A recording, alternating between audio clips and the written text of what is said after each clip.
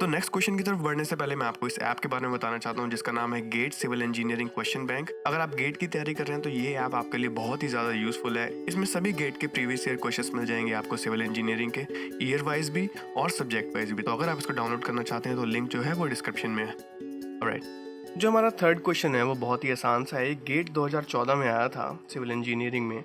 ये कहता है the first moment of area about the axis of bending for a beam cross section is. आपको बताना है फर्स्ट मोमेंट ऑफ एरिया।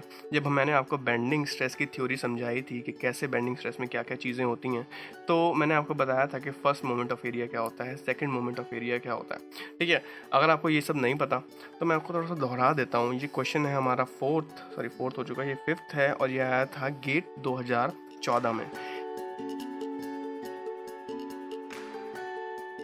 ये कहता है कि फर्स्ट मोमेंट ऑफ एरिया बताना है आपको। आपको पता है सेकंड मोमेंट ऑफ एरिया क्या होता है? सेकंड मोमेंट ऑफ एरिया होता है A Y square that is equal to moment of inertia के। ए वाई स्क्वायर का जो इंटीग्रेशन होता है वो होता है हमारे मोमेंट ऑफ इनर्शिया के इक्वल। अगर मैं इसको, उसने कहा है कि first moment of area that is A into Y, ये किसके इक्वल होता है? अगर मैं इसको दोनों साइड y से डिवाइड कर दूं, ये भी y से डिवाइड कर दूं और ये भी y से डिवाइड कर दूं, तो ये तो कैंसिल हो जाएगा, इसका एक y इससे कट जाएगा और ये आ जाएगा ए वाई, ये आ गया ए वाई। अब आपको पता है कि ये वैल्यू क्या होती है? आई बाय वाई। नहीं पता तो बता देता हूँ, आई बाय वाई होता है हमारा सेक्शन मॉड्यूलस। आई बाय वाई होता है हमारा सेक्शन मॉड्यूलस के इक्वल और इसका जो आंसर है वो है बी। बहुत ही आसान था ना। बढ़ते हैं नेक्स्ट क्वेश्चन की तरफ। तो जो हमारा छठा क्वेश्चन है ये IAS 1994 में आया था। अब 1994 में आया था तो इसका मतलब ये नहीं है कि रिपीट नहीं हो सकता, क्योंकि क्वेश्चन ही इतना लाजवाब है कि मेरे को बहुत ही ज़रूरी था आपको ये कराना। ये क्वेश्चन कहता है कि ए 0.2 mm thick tape goes over frictionless pulley of 25 mm diameter. आप अपनी इस पिक्चर में देख सकते हो कि एक 25 mm डायमीटर की पुली है, उससे एक रोप क्रॉस हो रही है और if E of the material is 100 GPa, अगर जो यंग्स मॉडुलस है वो 100 GPa है, then the maximum stress induced in the tape is. अब आपको लग रहा होगा कि हम जब बेंडिंग स्ट्रेस की या बेंडिंग इक्वेशन की, हम बेंडिंग स्ट्रेस की बात कर रहे हैं तो आपको साफ साफ पता है कि ये भी बेंडिंग इक्वेशन से ही सॉल्व होगा। लेकिन आप तब की सिचुएशन सोचिए जब आप पेपर में बैठे होंगे और आपको ऐसा क्वेश्चन मिल जाएगा। आप इस क्वेश्चन को दोबारा पढ़िए और पेपर की तरह पढ़िए। ये कहता है कि एक 0.2 mm थिक टेप, एक थिक टेप है जो 0.2 mm की है, मतलब इसका डायमीटर 0.2 mm है, goes over A frictionless pulley of 25 mm diameter, जो फ्रिक्शनलेस पुली के ऊपर से जा रही है जिसका डायमीटर 25 mm है। ठीक है, अब आपको दिया हुआ है यंग्स मॉडुलस जो कि 100 GPa, मतलब 1 × 10⁵ न्यूटन पर mm स्क्वायर, और मैक्सिमम स्ट्रेस है जो टेप के अंदर वो निकालना है आपको। अब इसकी अगर हम पिक्चर ड्रॉ करें पेपर पे, क्योंकि हम पेपर पे सॉल्व करने की भी कोशिश करेंगे, तो ये कुछ इस तरीके से हम बनाएंगे। इसको इस तरीके से बनाएंगे तो इसके अंदर ना स्ट्रेसेस इंड्यूस हो रहे हैं। अब स्ट्रेस कैसे निकालते हैं? मान लीजिए यहाँ कोई लोड लग रहा होता है या यहाँ कोई लोड लग रहा होता, तो मुझे पता था लोड होता है force upon area, sorry stress होता है फोर्स अपॉन एरिया। अब यहाँ पे लोड लग रहा होता P, तो मैं स्ट्रेस सीधा सीधा यहाँ पे, इतना आसान क्वेश्चन था तो मैं निकाल सकता था। अब मुझे यहाँ पे दिमाग लगाने की ज़रूरत है। एरिया कब आएगा? जब मेरे पास डायमीटर गिवन होगा, π/4 d स्क्वायर गिवन होगा, d की वैल्यू मुझे पता है 0.2 mm, लेकिन कोई मुझे ये बताएगा कि यहाँ पे p की वैल्यू क्या है। अगर मुझे p की वैल्यू पता होती तो मतलब क्वेश्चन तो 1 सेकंड का था, लेकिन जब p की वैल्यू ही नहीं पता तो यहाँ पे 90% जो जनता है वो लेट जाती है। ठीक है, यहाँ पे आपका दिमाग काम करना शुरू करना चाहिए। पुली की जो डायमीटर है वो है 25 mm, और आपको ये भी पता है कि अगर स्ट्रेस जो है वो यहाँ पे सेम होगा तो वो यहाँ पे भी सेम होगा, वो यहाँ पे भी सेम होगा, यहाँ पे भी सेम होगा, यहाँ पे भी सेम होगा, यहाँ पे भी सेम होगा, और गौर करने की बात है तो यहाँ पे भी सेम होगा, यहाँ पे भी सेम होगा। अब क्वेश्चन सॉल्व करने की बात करते हैं। मैंने आपको बताया था कि स्ट्रेस यहाँ पे भी लग सकता है, मतलब इस पे भी, यहाँ पे भी, यहाँ पे भी, यहाँ पे भी सेम रहेगा, क्योंकि एक पुली है। जो रोप का केस होता है ना, वहाँ पे जो स्ट्रेस होता है वो पूरी रोप में सेम रहता है। जब हम केबल्स है ना, अब केबल्स करेंगे ना, जब हम केबल्स का टॉपिक पढ़ेंगे तो आपको पता चलेगा कि जब रोप में हो, चाहे वो टेंशन में हो, अब रोप कंप्रेशन में तो कभी होती ही नहीं है, जब वो रोप टेंशन में होती है तो उसमें जो स्ट्रेस होते हैं वो हर पॉइंट पे सेम रहते हैं। ठीक है।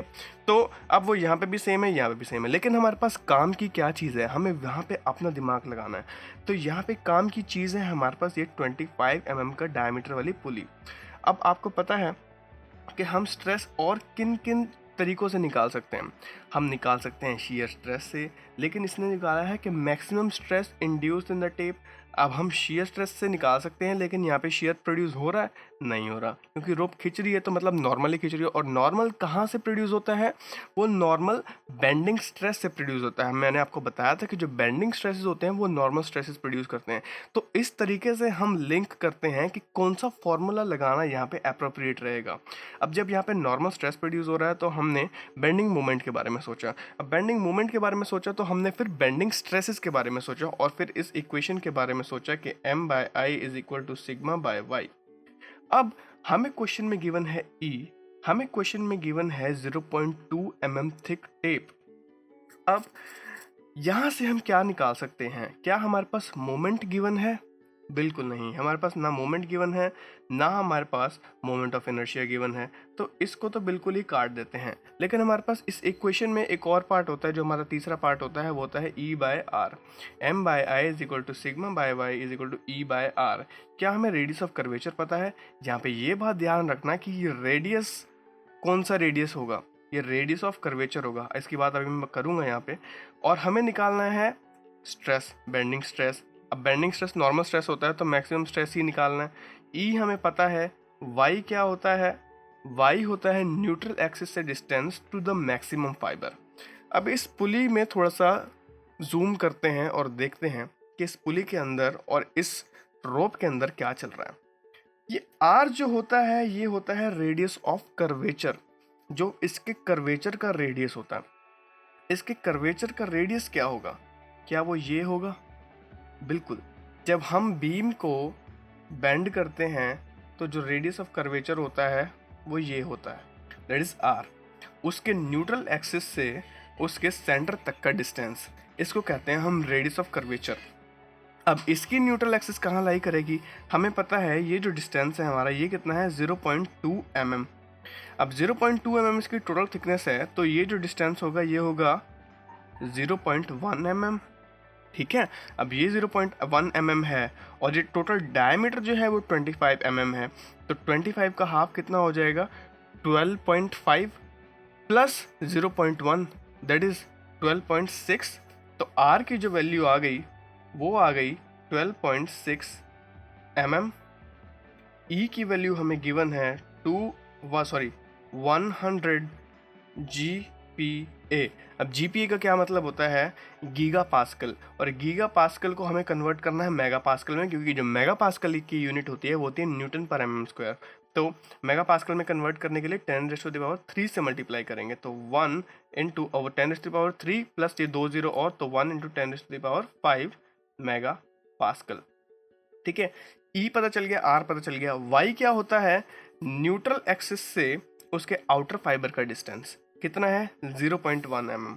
Y की वैल्यू आ गई 0.1 mm। यहाँ से हम सिग्मा की वैल्यू निकालेंगे तो क्या आ जाएगी?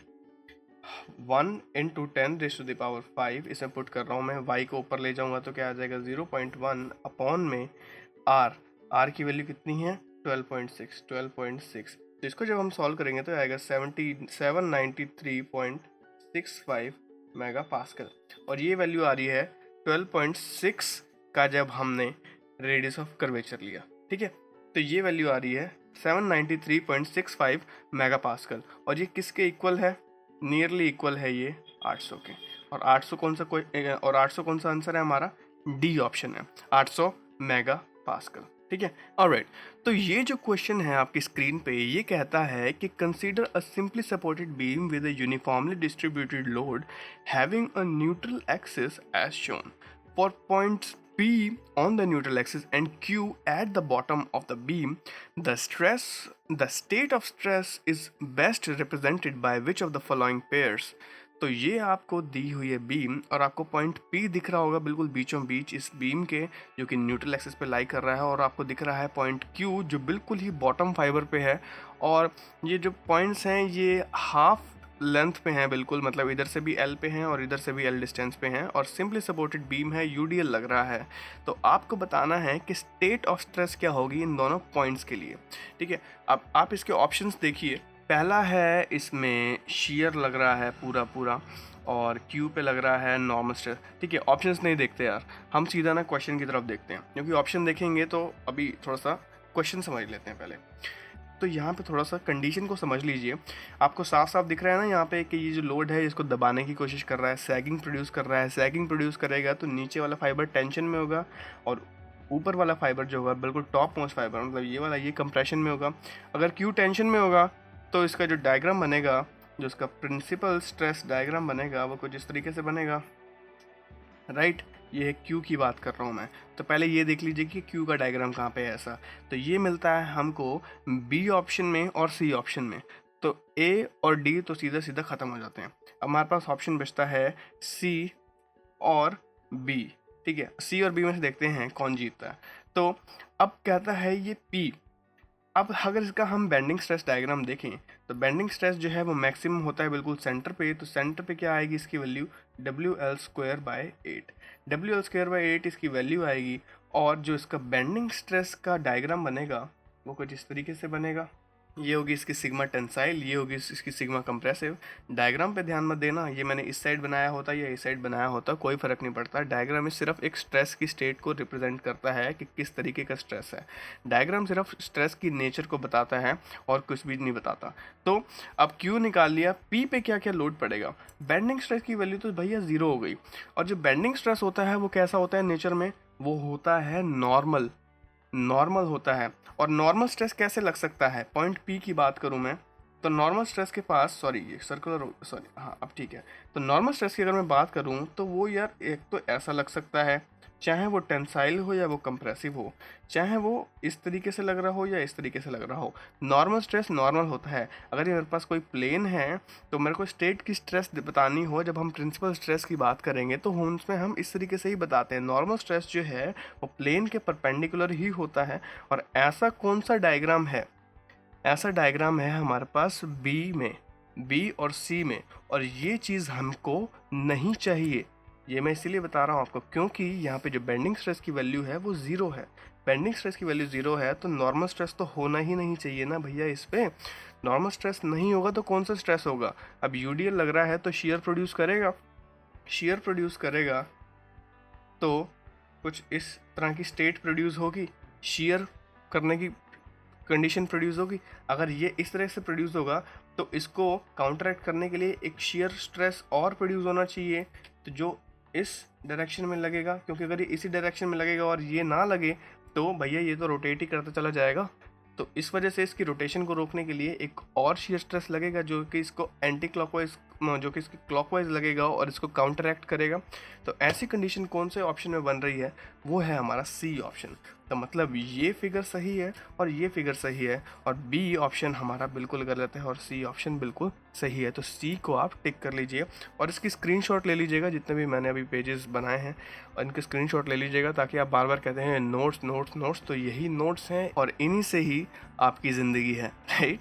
तो मिलते हैं नेक्स्ट लेक्चर में, तब तक के लिए आप लोग पढ़ते रहिए, अपने गेट IES JEE की तैयारी चालू रखिए।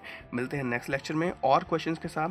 अगले बारी में मैं आपको कन्वेंशनल, मतलब कि कैसे क्वेश्चन आता है कि आपको क्वेश्चन में ये गिवन हो कि भाई इतना मेरी ये वैल्यूज़ हैं, M की वैल्यू है या एक बीम गिवन है, उस बीम पे बेंडिंग स्ट्रेस कितना प्रोड्यूस होगा, तो उस तरीके से हम निकाल लेंगे। सेम यही तरीके यही हैं, लेकिन कन्वेंशनली हम उसको कैसे सॉल्व करते हैं तो हम वो देखेंगे अगली बारी। और कुछ और गेट के और क्वेश्चन सॉल्व करेंगे। कुछ और टॉपिक्स रह रहे हैं बेंडिंग स्ट्रेसेस में। अभी बेंडिंग स्ट्रेसेस कंप्लीट नहीं हुआ है, इसमें बहुत सारी वीडियोस आने वाली हैं बेंडिंग स्ट्रेसेस के ऊपर और मैं गेट का हर एक टॉपिक इसमें कवर कर लूँगा। तो आप लोग मेरे से जुड़े रहिएगा। तब तक के लिए आप लोग पढ़ते रहिए, अपनी गेट IES JEE की तैयारी चालू रखिए और भैया मन लगा के पढ़ लीजिए। इस बारी जो है एग्ज़ाम क्रैक होना चाहिए। मिलते हैं नेक्स्ट लेक्चर में।